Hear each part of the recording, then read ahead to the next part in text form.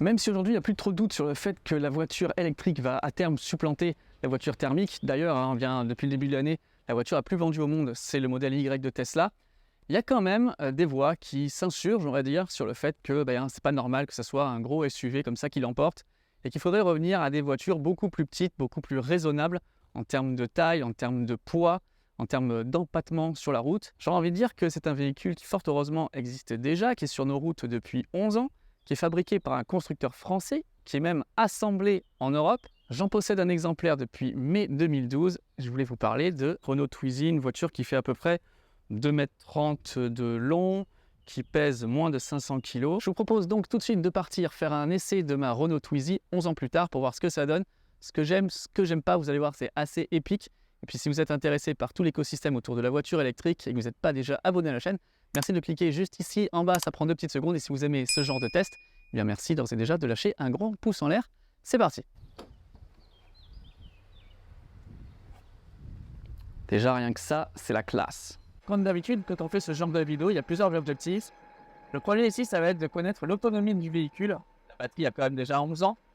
Et puis ça va être de parler du véhicule en général, ce que j'en ai pensé pendant 11 ans, ce que j'aime moins. On va parler de Renault en général. Et plus particulièrement d'une révision, enfin c'est pas une révision, c'était une réparation qui a été faite sur la batterie. Puisque l'année dernière, je n'arrivais même pas à démarrer la voiture. Donc elle est restée 6 mois chez Renault avant d'être réparée. Et puis je vais vous parler de 2 autres choses, on va dire accessoires. Un, ça va être un problème bien connu sur la Twizy, c'est la trappe avant. Je l'ai changé déjà 2 fois, là je vais changer la 3e fois, je vais vous montrer comment on fait pour la changer. Et puis un problème aussi que j'avais, pour tenir les portes, il y a un petit, on va dire un petit caoutchouc qui permet de bien guider les portes. Alors je ne sais pas s'il y en a un qui est parti, si on me l'a volé ou quoi. En tout cas il m'en manquait un et du coup j'avais du jeu dans la porte. Je suis allé chez Renault, j'ai demandé d'avoir la pièce. C'était plus de 100 € pour avoir la pièce, il fallait tout changer la platine. Et j'ai trouvé les amis sur internet et des gens qui font de l'impression 3D. Et le coût de la pièce, c'est 10 fois moins ça. Voilà, 1/10 du prix. Donc je vais vous montrer cette pièce parce que peut-être que vous aussi vous avez ce problème. Et franchement, payer 1/10 du prix, c'est nettement mieux. D'habitude, on va jusqu'à Fréjus et on revient après par l'autoroute. Et là, je pense que je vais pas du tout aller jusqu'à Fréjus, les amis. À mon avis, même Hagué qui a 25 km, ça me paraît ultra compliqué. Parce que quand on a démarré, la voiture me disait 44 km d'autonomie, je crois. Et là, on m'en donne 41. Donc pour l'instant, on est à peu près dans les clous. Moi, ce qui m'étonne, c'est que quand je suis allé chez Renault, donc on m'a changé la batterie. On m'a pas changé la batterie, on m'a changé un module de la batterie. Il y a 7 modules dans la batterie. Et on m'a dit, ouais, vous inquiétez pas, la voiture, elle est à 100%. J'ai un document de Renault qui me dit que la capacité de la batterie, elle est à 100%. Alors là, je leur ai dit, c'est impossible, les amis. Pourquoi? Parce que vous m'avez changé un seul module, que les modules ne sont plus produits. Le module est d'occasion, donc. Et tout le reste de la batterie a 11 ans. Donc c'est impossible. En plus, quand on a plusieurs modules de plusieurs charges, là, finalement, ça va être le module le moins équilibré, le moins performant, qui va descendre tout en cascade. J'ai fait des signes de charge et de décharge. Peut-être que le VMS avait un problème. Donc là, c'est le test ultime. J'ai envie de vous dire, on est en été, il fait beau. Il est 8 h du matin. Il y a quasiment personne sur la route. Enfin, les gens vont pas très vite. Je viens de voir que là, qu'il y a un bus devant. Donc, on va essayer d'avoir une conduite normale et on va voir ce que ça donne. Et pour l'instant, 36 km restants. J'en ai parcouru en arrivant à l'entrée de Théoul 6,5. J'ai déjà perdu une barre. On va bien voir. Tout le monde va se garer pour aller à la plage, à Théoul. Et non, nous, on continue. On va pas à la mer tout de suite. Peut-être un petit peu plus tard dans l'après-midi.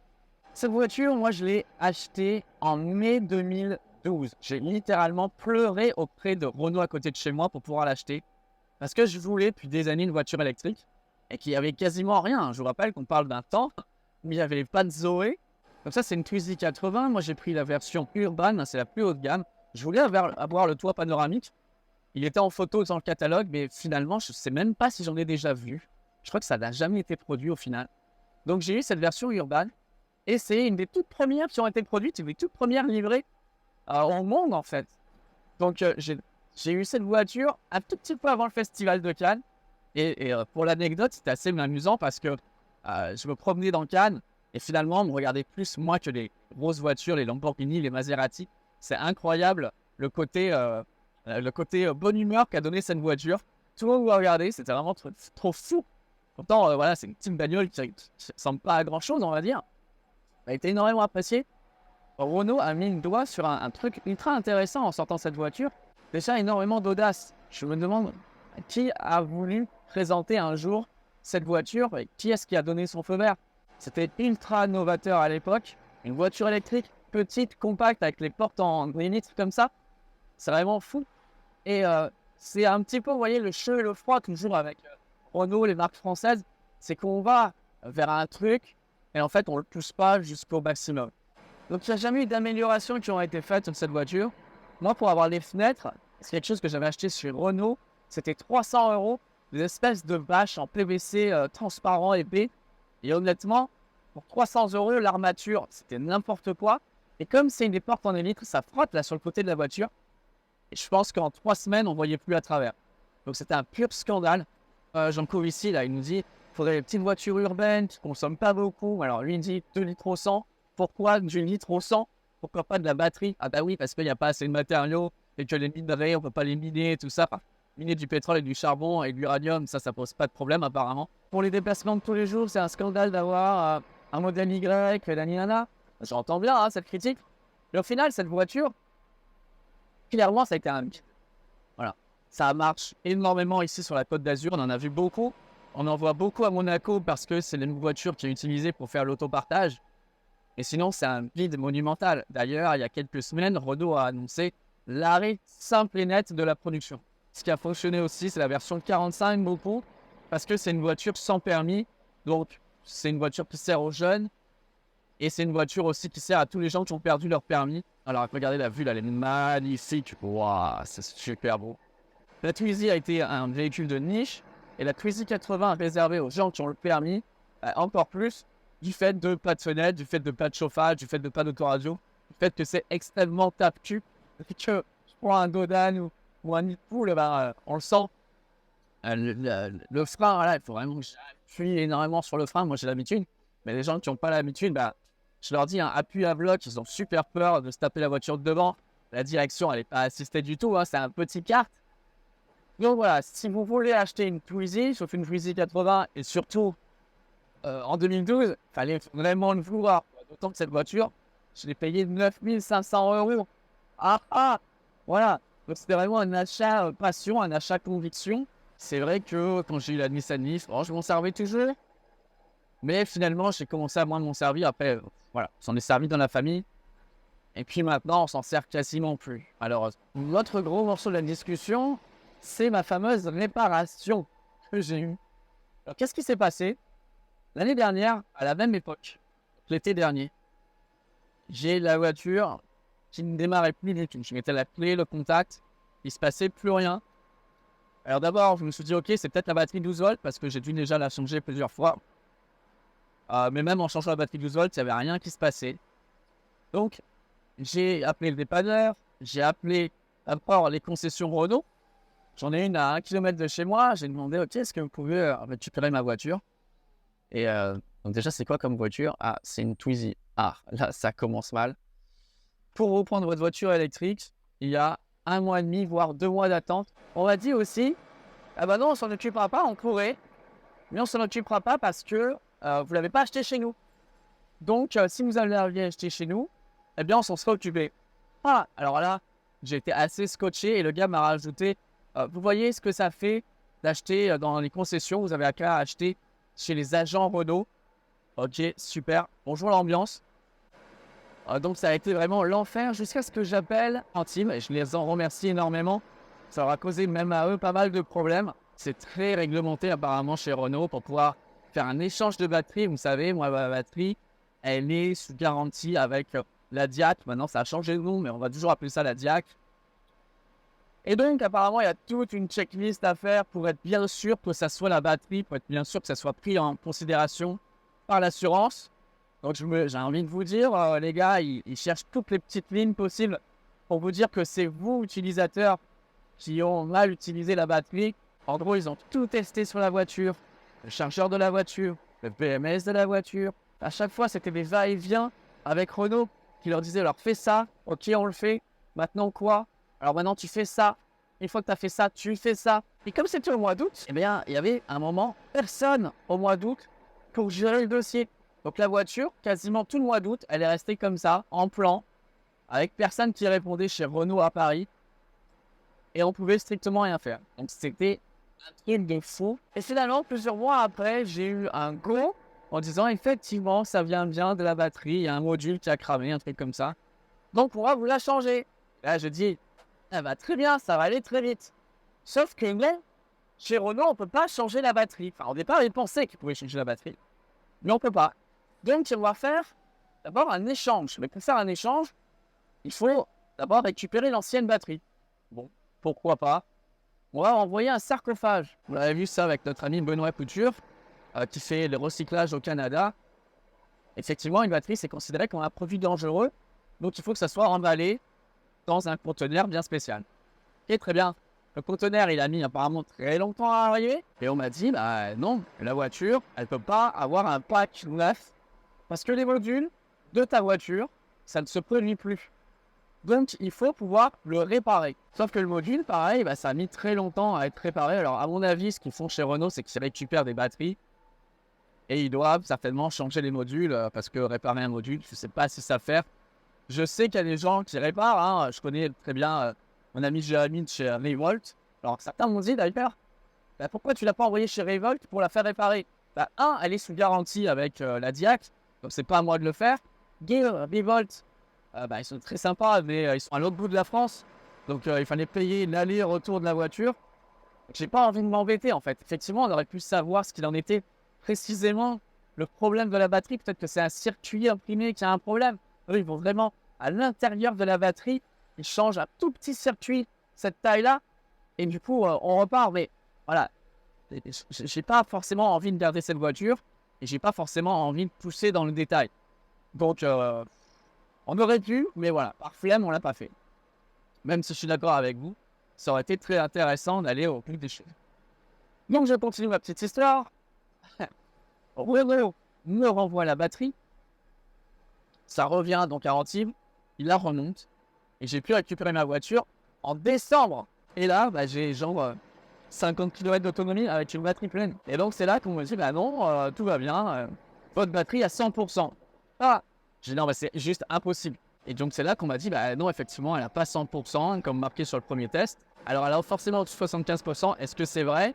Est-ce que c'est juste que ça les intéresse? Parce que, comme par hasard, en dessous de 75%, eh bien, c'est là qu'il faut changer la batterie. Et les batteries, bah, je vous ai dit, ça se fabrique plus. Donc, il va y avoir très vite un problème de pièces sur ces voitures. J'en sais rien. Quoi qu'il en soit, moi, j'ai un papier officiel de Renault me disant que cette voiture est apte au combat, qu'elle est apte à conduire. On va dire que tout va bien. Moi, en tout cas, je suis couvert. Mais c'est pour ça quand même qu'on va faire ce test et voir ce qu'il en est. Là, on a parcouru, par exemple, 20 km tout rond. Et il me reste 6 traits de batterie. Donc, je ne vous cache pas qu'on ne va pas tenter le diable parce que sur la Twizy, la guerre de secours. Hein. La dernière fois que j'ai fait ça, je me suis trouvé de 1 et 0 traits de batterie très très vite. Dans 5 km, il y a à guet. Je dois bien vous avouer que je me sens un peu fébrile. Je ne suis pas certain de ce qu'on va faire. On va doubler quand même. Allez, on a la place de passer. Et il y a une ligne droite, il n'y a personne à part un vélo devant. Wow, avec grips, accélération 60 km/h. 65. Ah, ça aurait été le max là pour l'instant. Je me suis dit, mets une delta derrière pour pouvoir avoir un petit kilowattheure en plus. J'ai complètement oublié de faire ça. Aïe, aïe, aïe, aïe, aïe. Alors certes, ça ferait le buzz, hein, de devoir appeler quelqu'un, ramener une delta, charger la voiture, rentrer. Ça pourrait faire une super vidéo. Si cette vidéo était scriptée, si je cherchais le putaclic, je pourrais vous faire la vidéo avec la miniature. Je suis tombé en panne avec ma Twizy. Peut-être que c'est même ce qui va arriver. Hein. Mais en tout cas, c'est pas scripté comme ça, vous voyez. Allez, une demi-tour ici. 26 km parcourus. J'ai encore 6 traits de batterie. Et effectivement, on va pas tenter le diable non plus. De toute façon, après, ça va être compliqué pour faire demi-tour. Ça n'aurait pas trop de sens. Là, c'est un bon spot pour faire demi-tour. C'est super beau. J'adore. J'adore, c'est magnifique. Mais je me dis qu'il y a vraiment un truc bizarre. La première barre, je l'ai perdue après avoir fait 4 km. et celle-là, genre, elle est infinie. Ça me fait un peu peur du coup. Parce que est-ce que celle-là, elle est plus que les autres? Est-ce que le reste, ça va dégringoler d'une traite? Je préfère avoir un trait qui s'échappe tous les 7-8 km, être sûr. Après, j'ai fait un peu de régène en descendant sur Aguet aussi. J'ai pas très confiance en fait, c'est ça l'histoire. Là, la vue est vraiment sympa. Du coup, comme sur cette chaîne YouTube, on fait aussi du partage d'impressions. Je voulais savoir, est-ce que vous aussi, vous avez une Twizy? Qu'est-ce que vous avez comme Twizy? Est-ce que vous avez des problèmes avec? Est-ce que vous en êtes content? Quels usages vous avez? Je suis assez curieux de savoir parce que autant j'ai plein d'amis maintenant qui ont des Tesla. Je connaissais pas mal de gens aussi qui avaient des Nissan Leaf. Mais je n'ai jamais connu quelqu'un qui avait une Twizy. J'ai toujours été le seul à l'avoir. Donc voilà, allez-y, dites-moi vos impressions. Mais la caméra que ça arrive, un truc pareil. La caméra est tombée, elle a appuyé sur le bouton sur le commodo et elle a remis à zéro le tripmètre.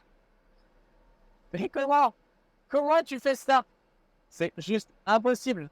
Il reste 33 km et encore 5 barres. Non mais en vrai ça se fait. En vrai c'est quand même une petite voiture électrique certes, qui a un petit moteur, qui n'a pas beaucoup de puissance. Mais elle est tellement petite et tellement légère, elle fait pas 500 kg, que finalement ça suffit largement encore une fois. Quand on est tout seul et qu'on n'a rien à transporter, effectivement, le plus écolo encore, ça reste le vélo, monsieur là, c'est sûr. Mais vous voyez par exemple, je charge la Tesla avec le surplus photovoltaïque de mes panneaux solaires. J'arrive à charger la Tesla à peu près, allez, jusqu'à 9 kWh de surplus les meilleurs jours. Mais très souvent, je suis aux alentours de 6. Ça veut dire que cette batterie elle a 6 kWh. C'est-à-dire que tous les jours, je pourrais, avec mon surplus, arriver à la charger à fond. Et on va voir combien on fait de kilomètres. Mais si on arrive à faire 60-70 km, vous vous rendez pas compte? Je pourrais les faire gratuitement tous les jours avec mon surplus. Donc là, on est vraiment dans l'ultra efficient et vraiment dans la boucle bouclée, quoi. Et il y a un plaisir de conduire assez cool avec ça. Parce que on a l'impression d'aller extrêmement vite. Pourtant, je suis à peine à 50. T'es à 45 dans le virage. Je retourne au centre de Théoul. On m'affiche 19 km. Toujours 4 barres.